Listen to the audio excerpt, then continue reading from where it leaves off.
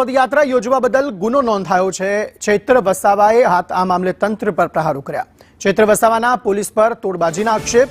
હપ્તા લેતા પોલીસના 35 થી વધુ વિડીયો અમારી પાસે છે, તેમના ઉપર પણ કાર્યવાહી કરો તેવું તેમણે કહ્યું છે।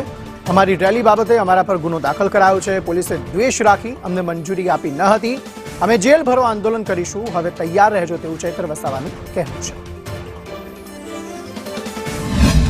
અમે પોલીસ વિભાગને કહેવા માંગીએ છીએ એ પદયાત્રા માટે 30 નવેમ્બરના રોજ અમે કલેક્ટર અને એસપીને જાણ કરી હતી અને પ્રાંત અધિકારીને પણ અમે પરવાનગી માંગી હતી।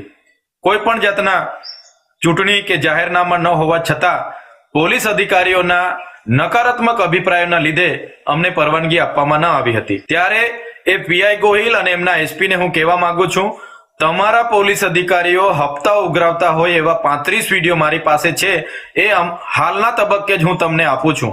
તમે એ લોકો પર કાર્યવાહી કરો અને તમે જે અમારા પર ખોટી એફઆઈઆર કરીને અમારો અવાજ દબાવવાની વાત કરી છે, આ અવાજ સંવિધાનનો અવાજ છે, આદિવાસીનો અવાજ છે, આ અવાજ ભરૂચની જનતાનો અવાજ છે। એ તમારા જેવા અધિકારીઓથી દબાવવાનો નથી। તમારી જેલો મોટી કરી દેજો। અમે ટૂંક સમયમાં તમારી જેલ ભરો આંદોલન કરવા માટે આવી રહ્યા છે।